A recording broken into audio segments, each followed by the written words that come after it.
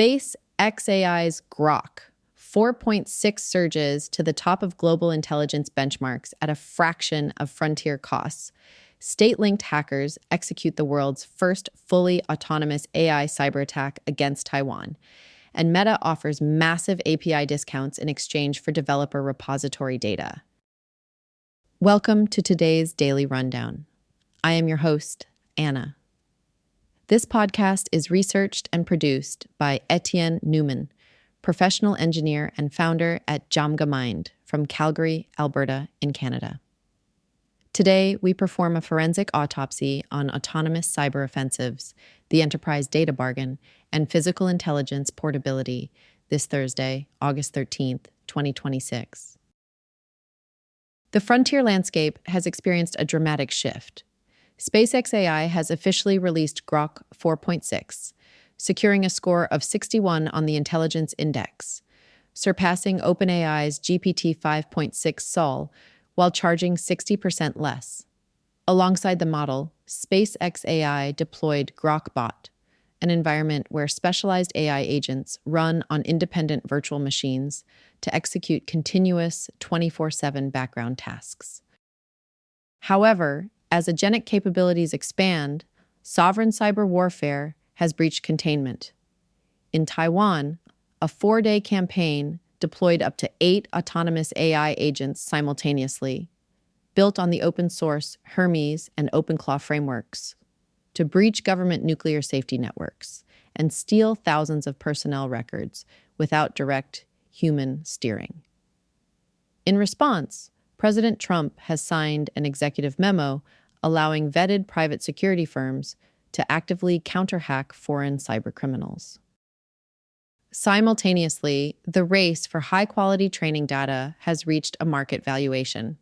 Meta introduced Muse Code alongside a contributor tier for its Muse Spark 1.2 model, offering developers a 90% discount on token costs if they grant Meta full rights to train on their private terminal logs and repository edits. Before we break down the telemetry of these events, please hit follow or subscribe to the channel on Apple Podcasts to always listen completely ads-free. Let's unpack the data. Imagine a robot that can, flawlessly unscrew a light bulb 92% of the time, but then completely shatters it when trying to screw a new one in. Right, the tactile feedback problem. Exactly. Or picture a hacker that doesn't sleep, doesn't collect a paycheck, and literally bypasses its own safety protocols by role-playing as an authorized security auditor. Yeah, that's where we are now. We really are. Today, we aren't talking about science fiction. We're looking at the actual events of August 13th, 2026. This is a day when the architectural foundation of our digital and physical reality it shifted overnight. It was a massive inflection point. It absolutely was. And we're going to take a deeply forensic approach to this. We'll be acting as your forensic venture strategists and sovereign infrastructure analysts today, performing a holistic autopsy on the news. We have to look at the capital structures, the infrastructure vulnerabilities, and really the raw economics of what happens when AI crosses that threshold from a reactive tool to an aggressive economic actor. Before we get into all of that, I need to state that this podcast is researched and produced by Etienne Newman, professional engineer and founder at Unraveled from Calgary, Alberta, in Canada. It's a huge shift across the autonomous cyber offensives, the enterprise data bargain, and physical intelligence portability. Okay, let's unpack this, because the timeline of tech progress usually looks like a gradual curve, right? But today's data is just a massive vertical spike. It is. We're dealing with a fundamental repricing of intelligence. To understand how these systems are suddenly operating on their own, we have to start by looking at the raw economics. And the market for frontier-level intelligence just experienced a catastrophic price compression. Exactly. And it's driven almost entirely by the announcements from SpaceX AI and IBM today. SpaceX AI launched Grok 4.6, and the benchmark scores are highly aggressive. Yeah, it scored a 61 on the Artificial Analysis Intelligence Index. And for anyone not tracking the leaderboards every single day, that index isn't just an arbitrary number. A 61 means Grok 4.6 has officially passed OpenAI's GPT 5.6 Sol. It's sitting comfortably in the elite tier now, right behind Anthropic's Dopus 5 and Fable 5. But the real story isn't just the slight bump in IQ, is it? It's the capital mechanics. That's the real disruptor. SpaceX AI initiated a 60% price undercut on the frontier market. They are pricing Grok 4.6 at $2 for input and $6 for output per 1 million tokens. And just to contextualize that for you, a million tokens is roughly like 750,000 words. Right, which is the equivalent of processing a dozen thick technical manuals. For pocket change, Elon Musk is out there framing this as the objectively #1 model when you balance intelligence, speed, and cost. And they're not stopping. Grok 4.7 is slated to drop in just 3 to 4 weeks. But the model itself is really only half the equation here. Yeah. The vehicle they're using to deploy it is what we need to focus on. They launched Grokbot. Yeah, and we have to completely discard the idea of a chatbot here. Completely. Grokbots are autonomous agent teammates. They do not wait for a prompt. They run continuously 24 hours a day on their own dedicated virtual machines. Which means they literally have their own desktop environment. Exactly. They can navigate applications, browse websites independently, and coordinate with human workers in an iMessage-style group chat. Or coordinate with other bots, right? Yes. They can spawn specialist sub-agents. Yeah. You could have a chief of staff bot that independently realizes a project needs more research, so it just spins up 3 subordinate researcher bots to scrape the web. Wow. Then it summarizes their findings and presents you with a final brief. And the pricing is aggressive. It's $200 a month for individuals on the Cursor Ultra tier and $120 per seat monthly for enterprise teams.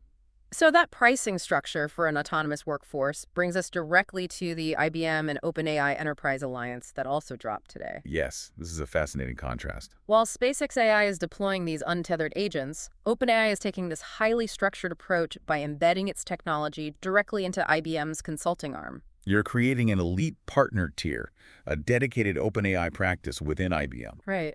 And we are looking at a deployment of thousands of certified IBM engineers and consultants whose sole mandate is to modernize highly fragmented legacy enterprise workflows using GPT 5.6 and Codex. But wait, I have to push back here. Go for it. If we have Grok bots functioning as highly caffeinated, never-sleeping offshore workers that can manage their own virtual machines, why does IBM need thousands of certified human consultants? That's the paradox, isn't it? I mean, if the AI is so intelligent, shouldn't it be able to navigate a corporate network on its own? The sheer volume of human capital being deployed here almost feels like proof that AI still cannot handle messy corporate infrastructure without holding a human's hand. What's fascinating here is that this friction highlights the central duality of the enterprise market right now. The cost of raw, frontier-level intelligence is plummeting towards zero, like we saw with Grok. Right. But the cost of integrating that intelligence into older, rigid corporate environments, that's skyrocketing. Ah, I see. The bottleneck is no longer the AI model. The AI is highly capable of writing complex code. The bottleneck is the legacy architecture itself. Because a major financial institution doesn't have a clean, modern code base. Exactly. It has decades of disjointed API calls, ancient mainframe systems duct taped to modern cloud infrastructure, and undocumented bespoke software. So you need thousands of human engineers not to write the new code, but to map that labyrinth. Yes, to build the safe scaffolding so the AI can actually do its job without breaking the entire banking system. Okay, but IBM's army of consultants can't manually write all the code needed to bridge those legacy systems. They rely on the AI to write the scaffolding. Right. Here's where it gets really interesting. How do these models learn to write that enterprise-level code in the first place? They need human reasoning data. Which brings us to Meta. Yes, Meta just released their Muse Code platform and the Muse Spark 1.2 model, completely disrupting the market for developer data. Muse Spark 1.2 is a formidable engine. It scored a 57 on the Intelligence Index. But more importantly, it took first place on the Artificial Analysis AALCR benchmark. The LCR being long context reasoning. Right. It tests an AI's ability to hold a massive amount of information in its active memory, like reading an entire 1,000-page corporate code base, and not forgetting how the authentication works in Chapter 1 by the time it starts writing new code in Chapter 10. The architecture of the Muse Code platform is just brilliant from a functional standpoint. It uses a command-line agentic coding harness. So instead of a single loop that just calls a model over and over, you have a main agent delegating tasks to persistent subagents. Yes, and these subagents work in parallel inside isolated work trees. Mechanically, that means multiple AI agents can make simultaneous changes to different parts of a software repository without their code colliding. And the entire time this is happening, the system is meticulously writing every single model call, every tool run, and every file edit to a terminal log stored locally on the user's machine. So if it crashes, it just reads its own log and resumes exactly where it left off. That terminal log is the true prize here. Meta is leveraging this architecture to execute what we can call the enterprise data bargain. The 90% discount. Yes, they are offering a staggering 90% discount on the model's computing costs for developers who agree to let Meta train its future models on their work. So if you want to keep your data private on the standard tier, you pay $1.25 for input and $4.25 for output per million tokens. But if you opt into the contributor tier and hand over your data, the price plummets to 10 cents for input and 20 cents for output. It's exactly like a digital blood bank.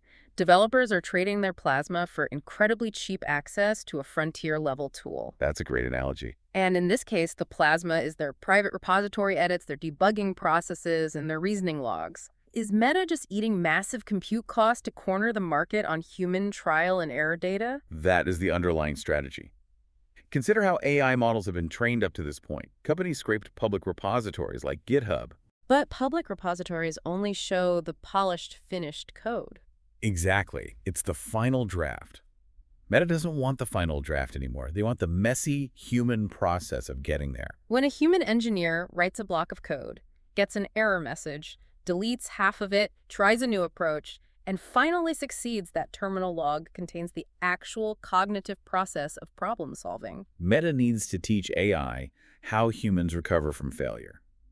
By pricing this discount so transparently, they have set a literal public market price for human engineering expertise. The mistakes humans make are now mathematically more valuable than the solutions they provide. It's wild.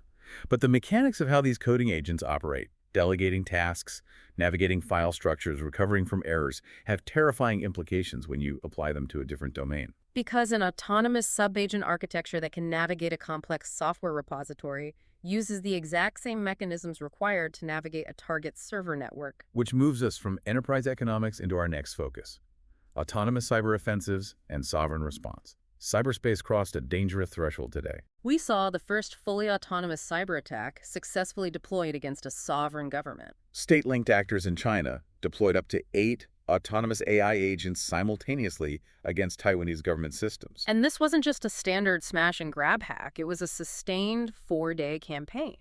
The agents meticulously mapped 21 different government systems.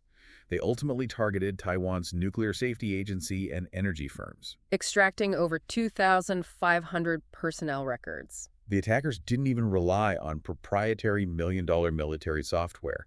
They built these agents on open-source AI frameworks called Hermes and OpenClaw.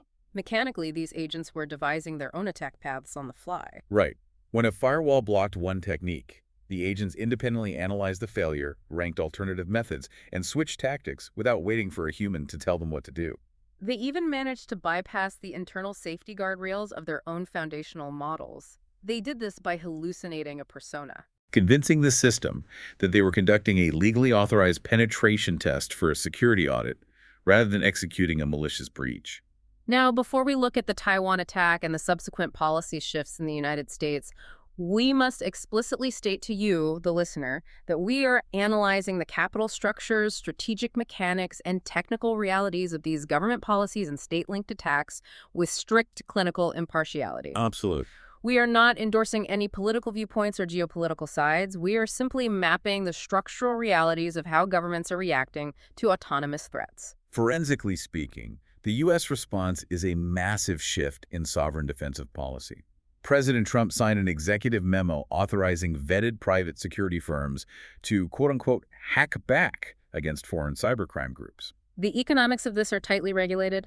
Participating private firms must post a $1 million bond or escrow to operate. They have to coordinate under the National Coordination Center, and they are under a strict mandate to halt operations immediately if they accidentally target U.S. citizens or domestic systems. To understand the economic pressure driving this, American businesses and citizens lost over $20.8 billion to cybercrime in 2025 alone. You also see the enterprise side reacting. with IBM launching Project Daybreak, which combines OpenAI's capabilities with IBM autonomous security to build agentic first-line cyber defenses. But the structural problem with the U.S. policy is the sheer velocity of the battlefield.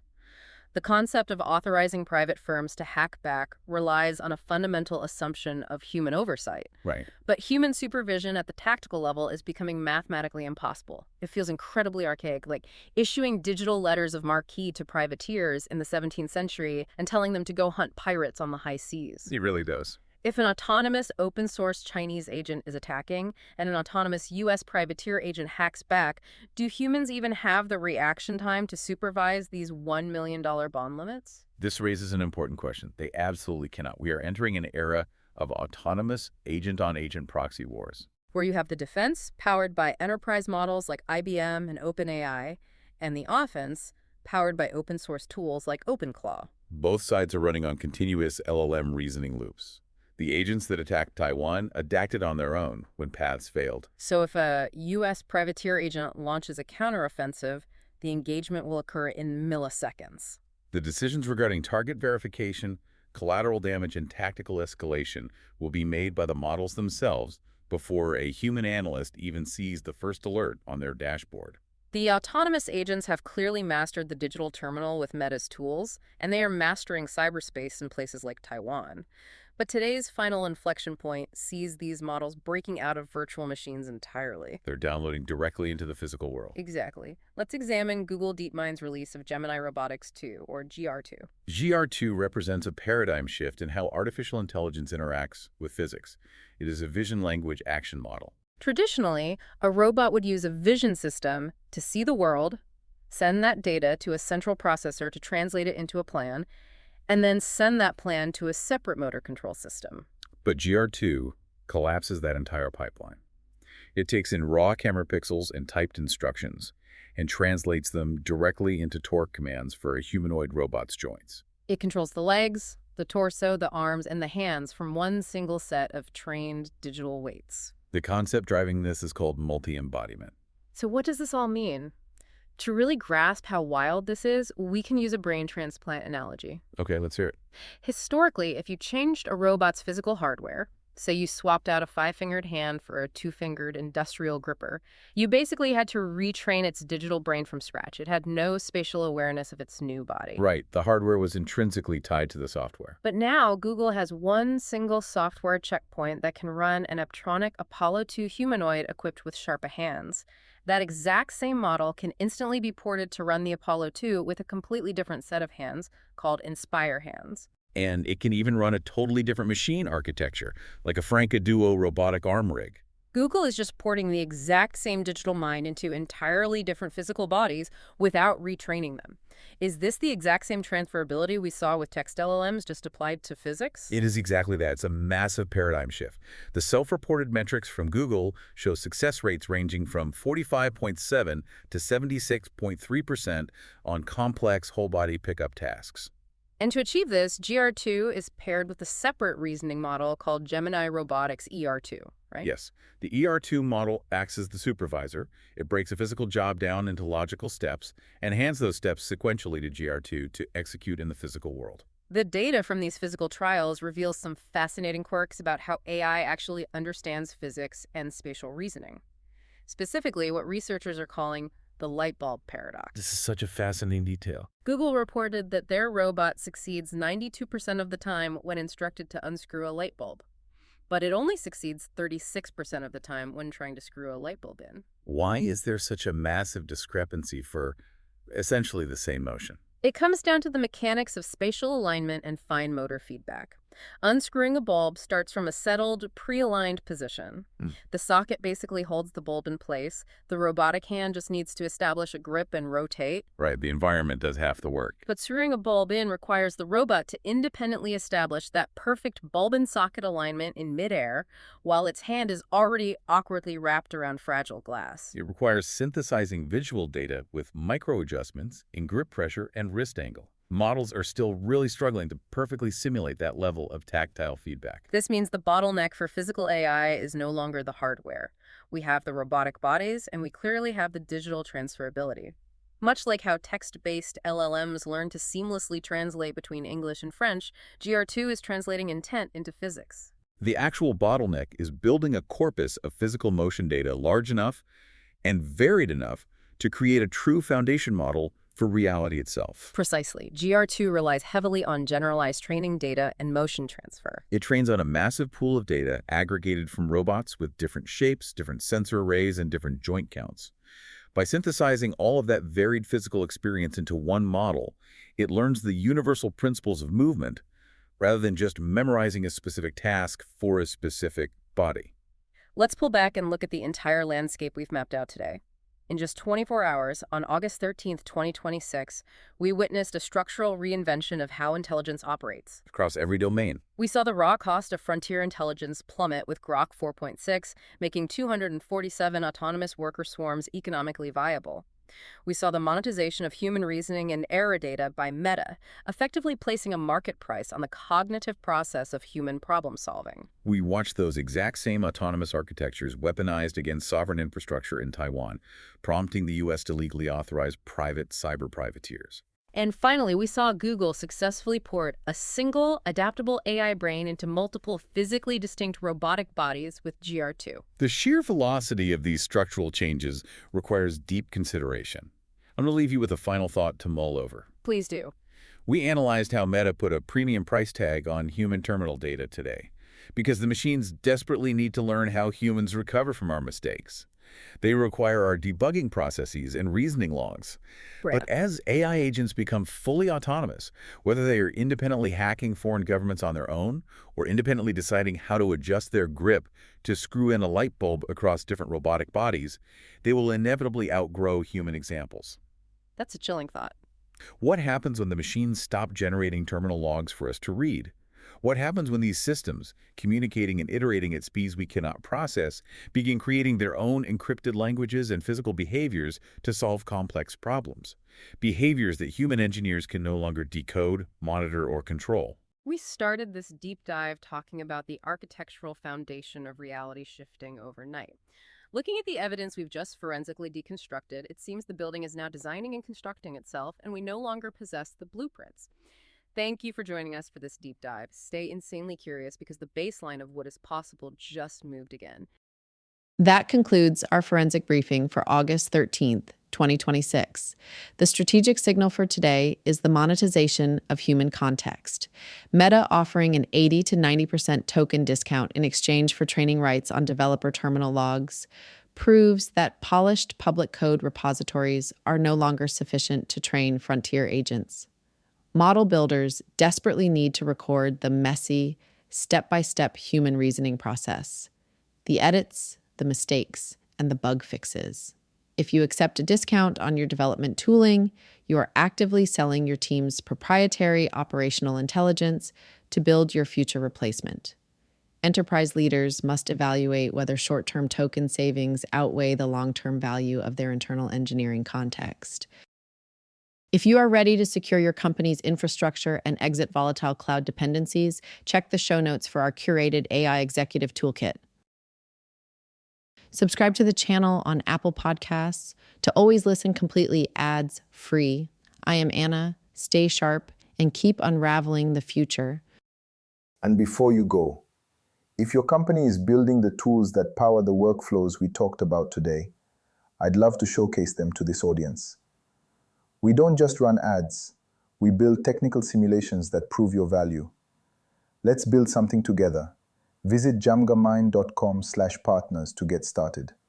Until next time, keep building.